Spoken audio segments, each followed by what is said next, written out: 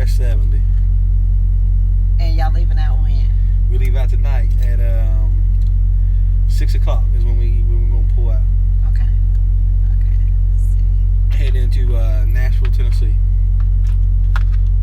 So you leaving from here going where? Nashville. And then to Martinsburg, West Virginia. But you're not leaving till tonight? Tonight at 6 o'clock, yes Okay. ma'am. I got a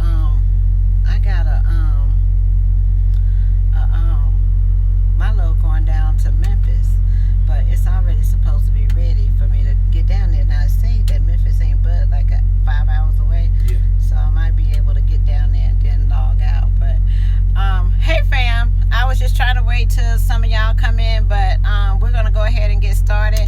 I'm here sitting with Jason Miller. A lot of y'all know him on Facebook.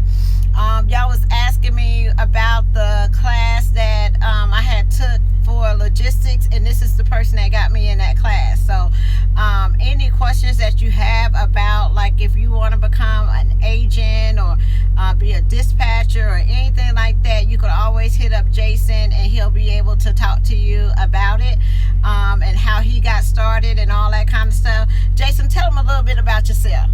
Well, I just a plain old down old country boy from West Virginia, you know. Married for 10 years, together with my high school sweetheart for 15 now. 3 wonderful kids back home. Got in the industry last year with CRST.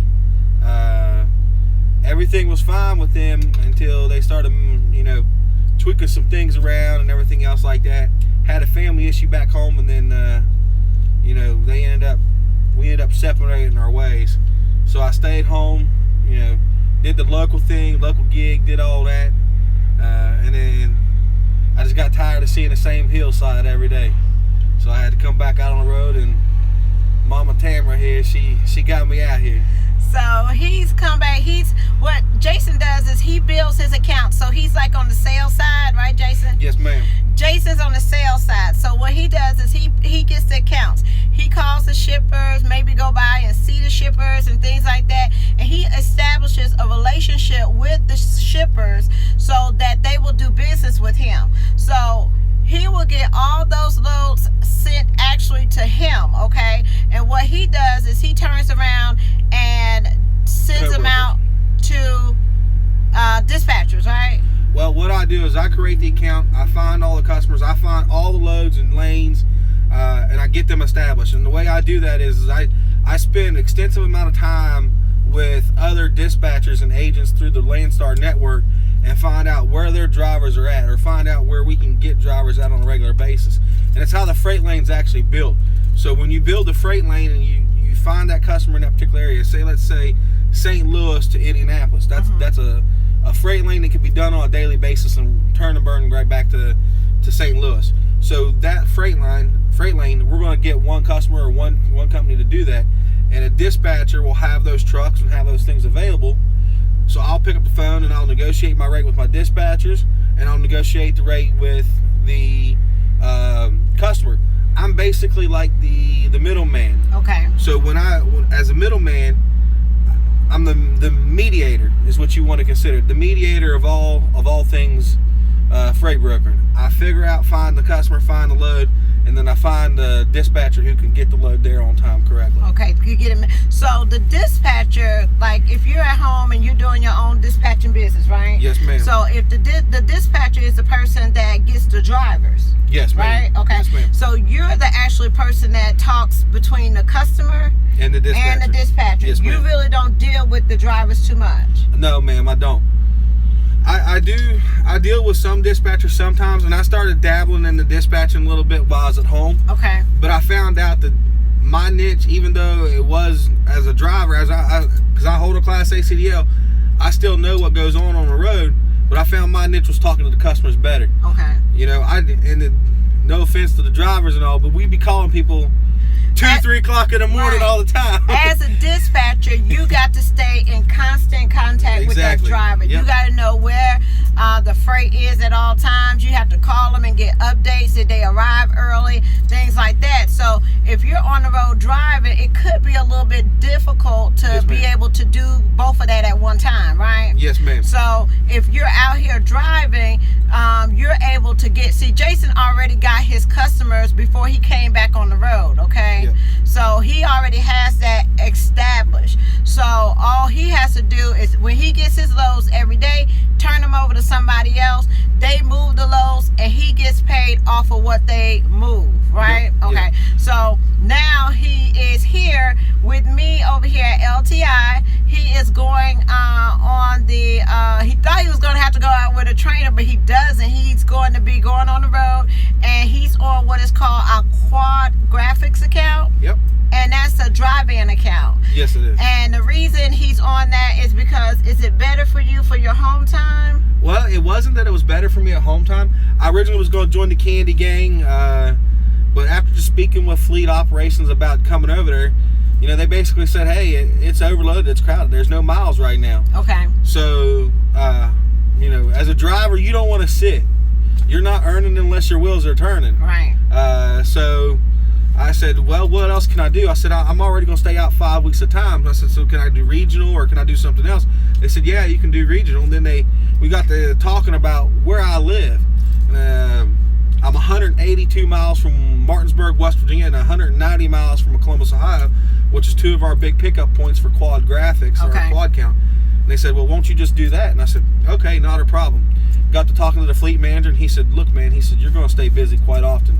He said, Martinsburg is a very hopping place, and he said, he don't have no drivers. So it makes sense for me. I'm going to do the route as a company guy for 30 days, and I'm going to join Mama T here as a lease driver, making that lease money. Okay. But he's already got a keys to his truck. Okay, he got a keys to his truck, so he's ready to go. But those of y'all that, you know, have questions about being an agent or being a dispatcher, Jason is a great person that you can talk with to ask him about those questions, because he knows both sides. He's also, what is it, like a sub-agent for Landstar? Yes. Okay. Yep. He's a sub-agent for Landstar, where he can turn his loads over to them. Okay, so you can do it remotely. You can do it from home, and you can do it from your smartphone. Really, all I do is basically, my shippers are going to send me all my loads either on Sunday, Wednesday, or Friday, and they're going to give you, it's going to be on an Excel spreadsheet or some type of Google sheet. It's going to say, okay, these are the loads that need to be here. When you find the load, these are the dates we want. Call us for an appointment time. So with those spreadsheets will come over, I send them off over to my co-broker, who handles all the dispatching of those loads, and then they put their dispatchers on it, and they go find the drivers. They negotiate the rate. They know what rate I'm getting on that particular load. They know that I get my percentage, and after that, the percentage belongs to them and the dispatcher and Landstar. So no matter what way, I'm still going to make my money.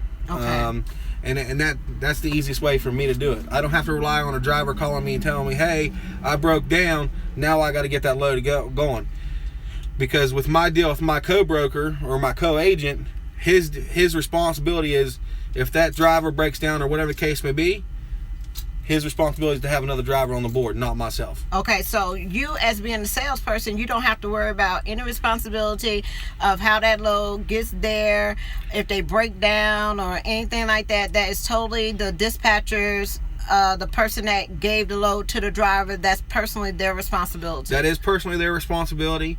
Every once in a while, I do have to go back to the dispatcher and have conversations with them to basically say, hey, look, you know, we need to start looking at using a different driver or a different BCO, because they're not getting there on time. Okay. Or their FMCSA score is up too high, or does that play a big difference when you talk about the FMSCA score, right? Yes, ma'am. When you look at that, does that play a big difference on who gets the load? Who gets the load, yeah. Yes, it does. It plays a humongous difference on the load.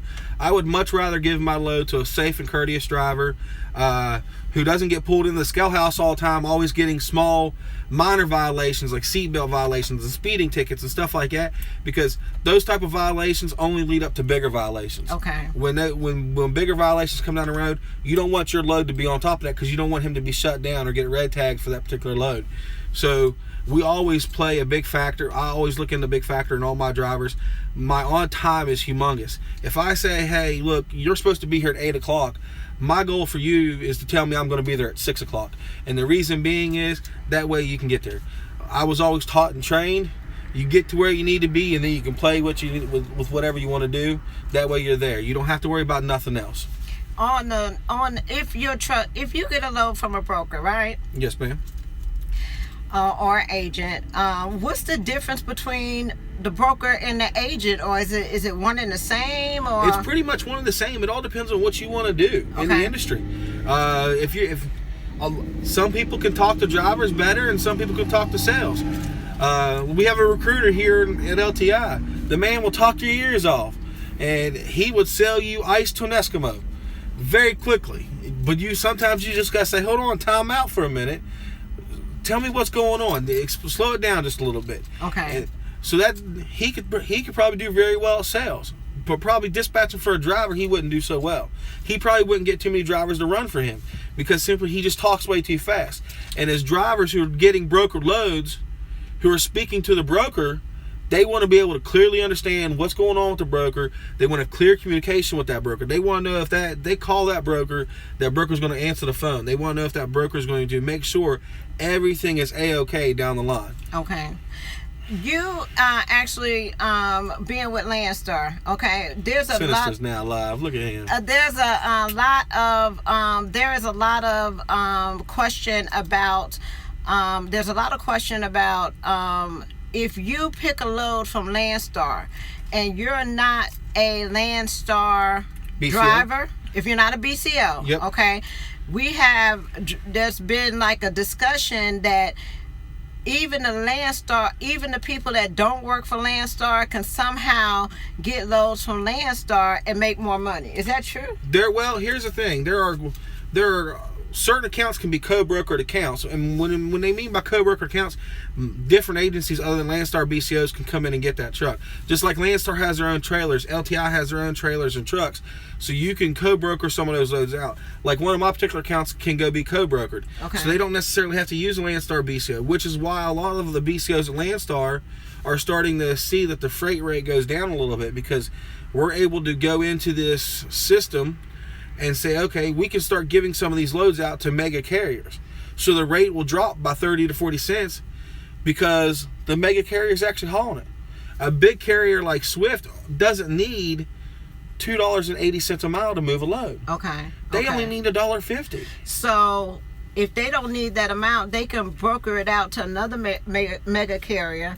It can only go to one. It Okay. can only go to one alternate carrier other than yours. Okay. So they could send it out to somebody else.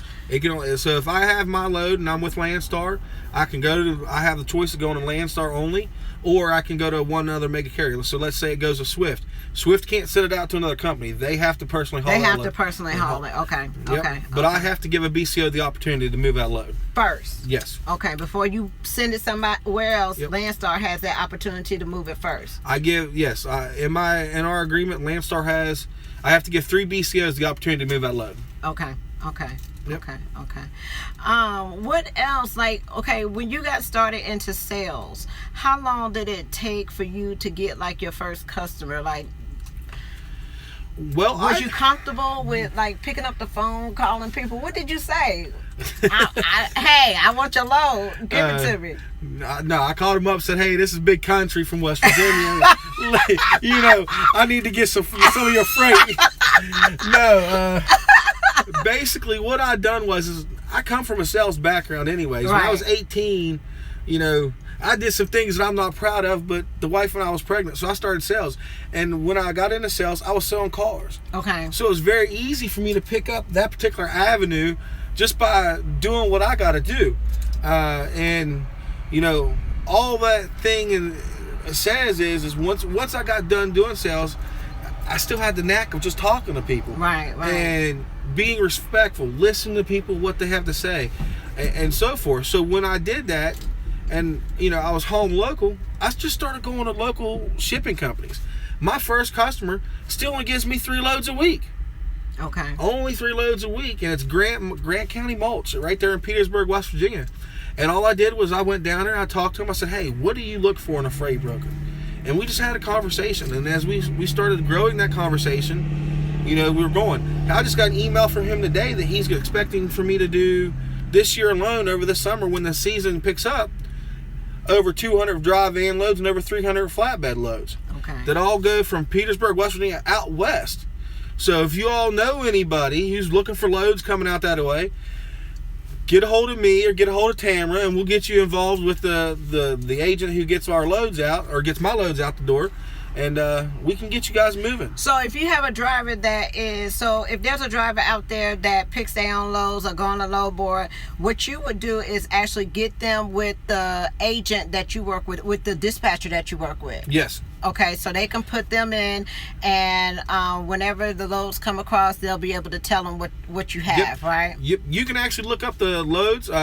It's Landstar Agent BCO or Landstar Agent RAF. The agency code is RAF. You can see those loads all the time if you're a BCO on the Landstar load board.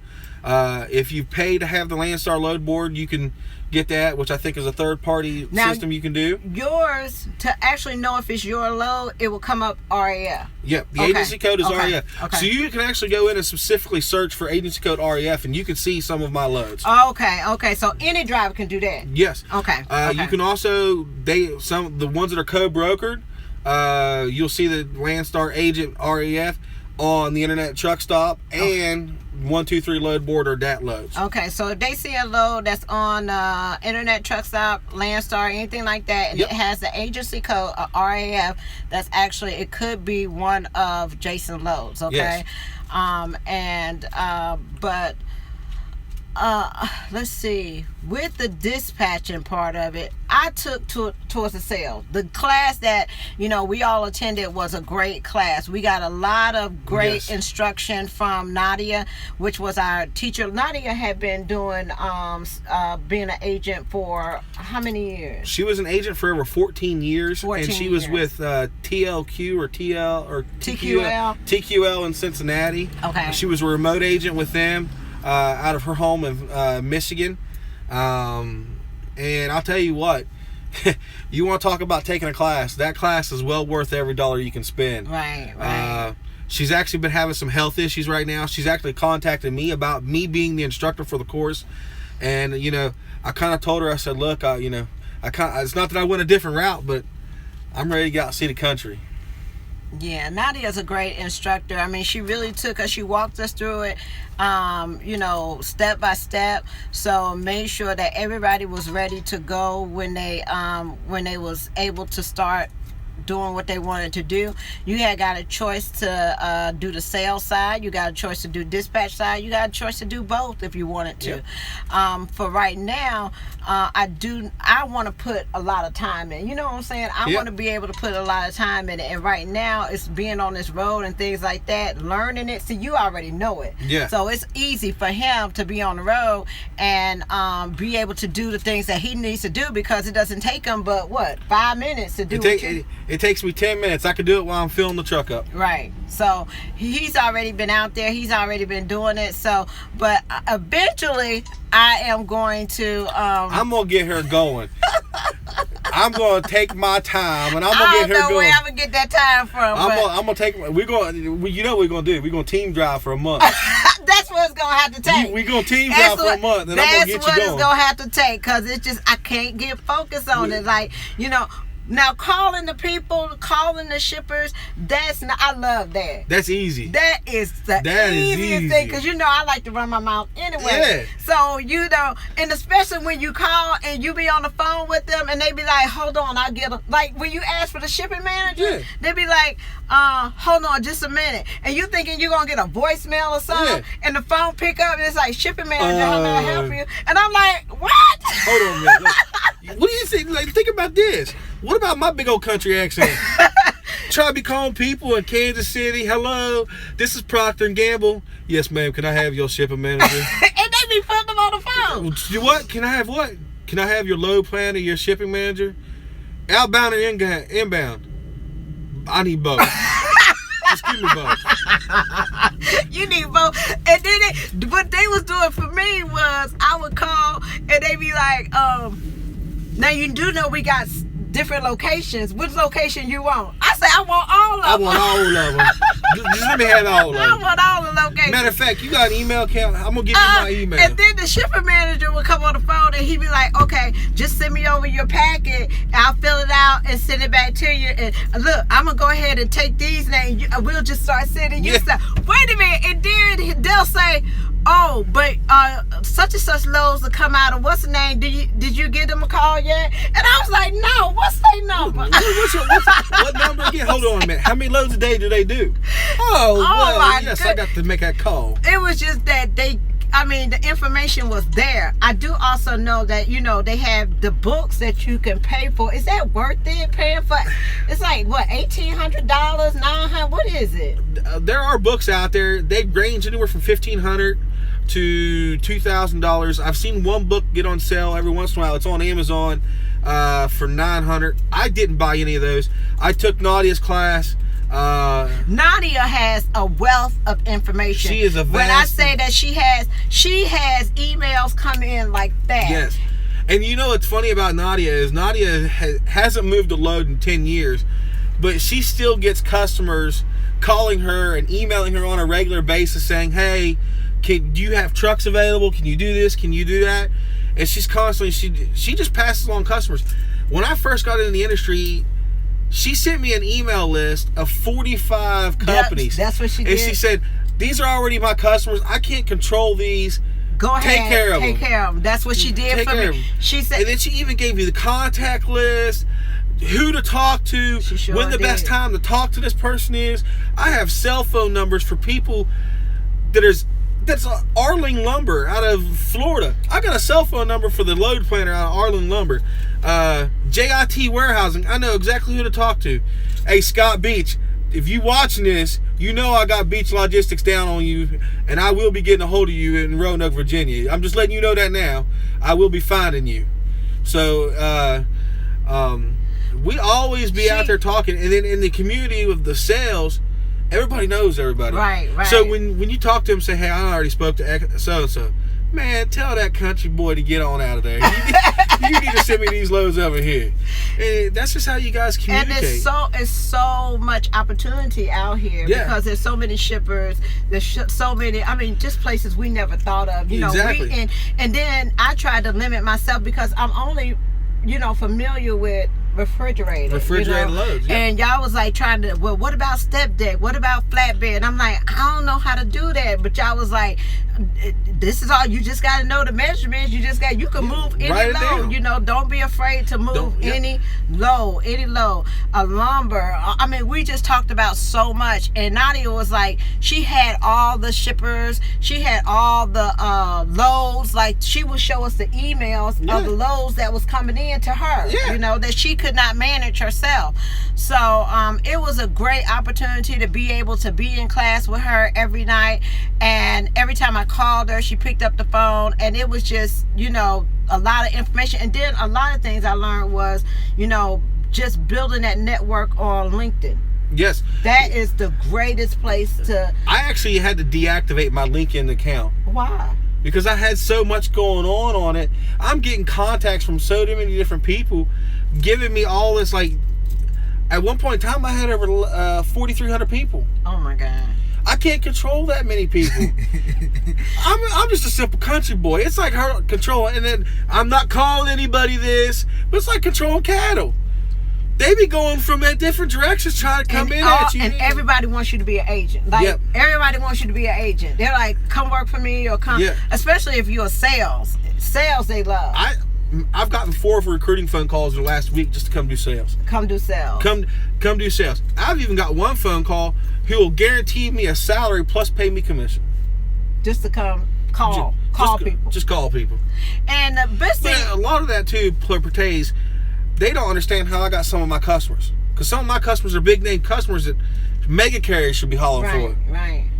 But then the reason... The mega carriers do haul for some of your customers that you got. Most of them are hauling my loads. I know. And what's funny is you know, and I ain't even gonna go there, but I had a good conversation with certain people at LTI, and LTI may be growing the fleet. Just saying. But it's good to network with the people, and especially when you can network and get fleets, Yep. you know, under you as a dispatcher. That's always good as well. What's good about having a dispatcher is having a strong fleet who's always on time with their well, let's put this back. Let me back up. What's good about having a dispatcher is having a strong company or a strong fleet underneath their load board. Okay. And what I mean by that is their strong fleet's on time. They're not getting pulled into the scale house for stupid violations like lights being out and, you know, grease on the hubs. Do a proper pre-chip in the morning. Folks, you will save yourself thousands of dollars every year by doing a proper pre-chip. When I was on the road driving for CRST, I only fill up with one place and one place only, and that was Love's. Okay. I pulled into lane 1 every time. Why? I filled up every day. And every day They do it for free. They do it for free. They do it for free. They tire pressure check every day. Right there. And guess what? If it's low, they fill it up. How would you, what's the best negotiating skills that drivers should know? What drivers should know when they're negotiating for their load? Drivers, what should they know? Here's what I'm going to say. When negotiating your load, know your value, know your worth. Okay? I explained it very carefully to a driver once before. All right? So let's say you're getting in the flatbed industry for the first time. You've never pulled a flatbed load before, but a broker calls you up and says, hey, so-and-so XBA or whatever, I need you to move this load. But guess what? It's an expensive government account. And you know if you do well on this load, you're gonna stay on this account. And he tells you that. So you're all kinds excited. But that load in reality pays $5 a mile. Now that broker in the back of his head knows this guy's brand new and experienced of being a freight broker at a dispatcher. All right. So in the back of his head, he knows that $5 a mile that he's got on his paper, he's going to pay that driver $2.10 a mile. But the same driver that's been moving his load, that's going from same point A to same point B for the last 3 years, knows his value, knows his worth. Right. Knows his value, knows his worth.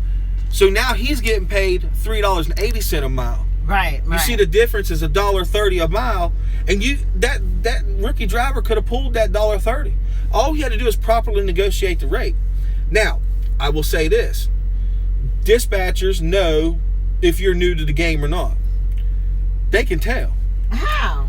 Just by talking to you, just by being able to understand. Because the questions you ask as a driver, dispatchers can say, "Hey, wait a second here. Hold on a minute. Let's back this up. You said what again?" You know what? Because I know that's true, because when I went over the Eagle, remember, I went over the Eagle. Yeah. And I was calling brokers or agents or whatever. Yep. And I would give them the information. You're I would say, hey, I'm a new driver. Yeah. Don't ever say that. And here's another little tip. When you say, hey, I'm calling about that load. Mm-hmm. What load? 9 times out of 10, say, hey, I'm looking for XYZ dispatching company. Okay. Right? Now, when they say this is them, I'm calling about your load here to here. Uh-huh. Okay. Yep. I'm sitting here. This is my deadhead to you. I could be there in XYZ. Don't ever say, hey, when do you need me there? Because he automatically knows he's thinking about you're an inexperienced driver. You're an inexperienced driver, not an inexperienced driver, but an inexperienced owner-operator. Okay. Because you know what time you can get there. Before you already dialed that customer, Tamara, when you was dialing that broker, you already knew how long it was going to take you to get there, didn't you? Mm-hmm. So why are you going to ask that same question? My mistake was, then the other one was, I would ask for more money, right? Yeah. I would ask for more money because it was automatically a dollar something. It was automatically a low ball. Yep. And I would come back and I was like, no, I need to move it for this. They'll say, hold on, let me speak to my supervisor.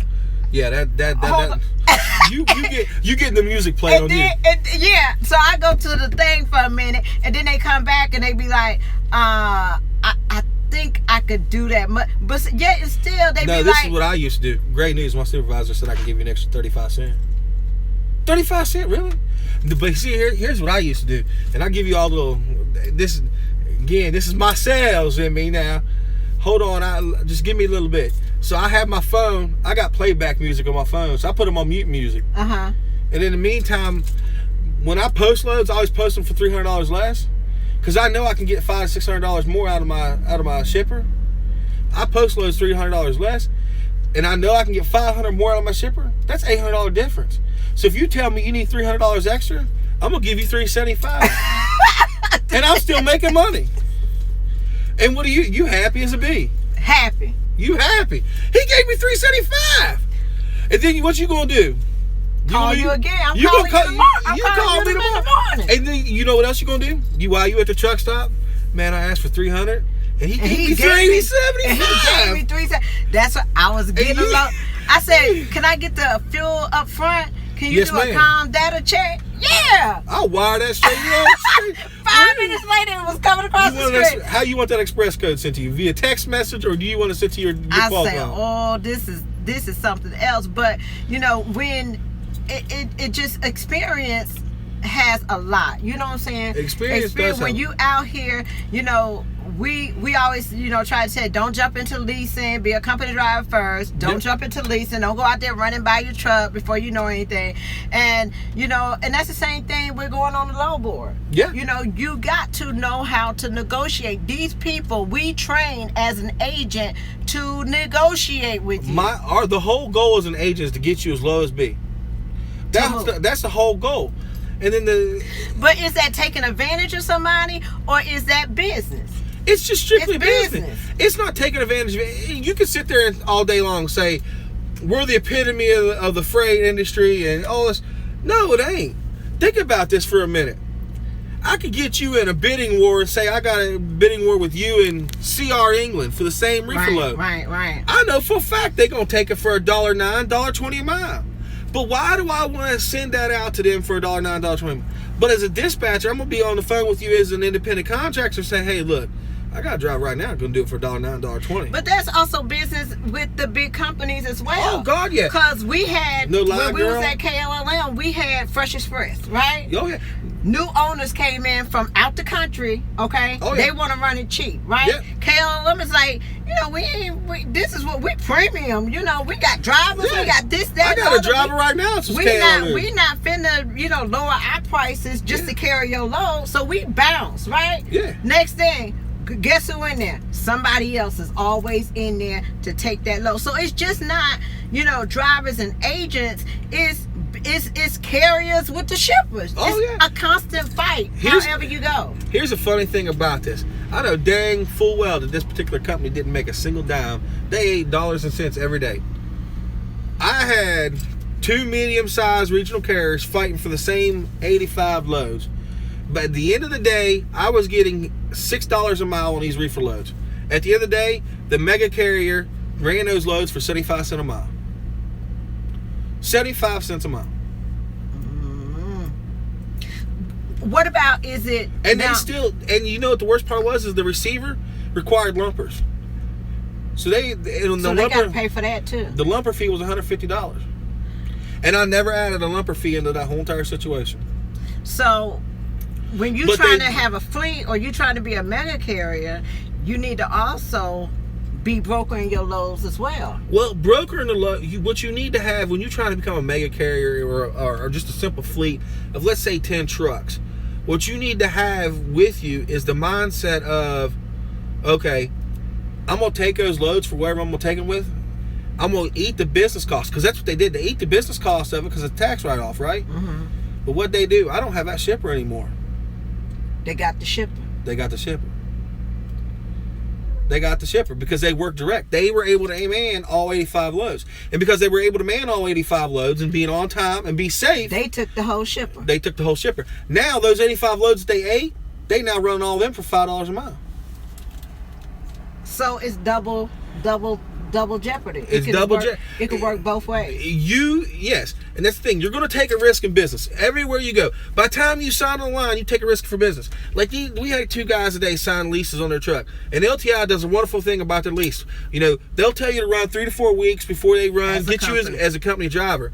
And then they're going to bring you back to the yard to check out your truck. You know what I'd be doing?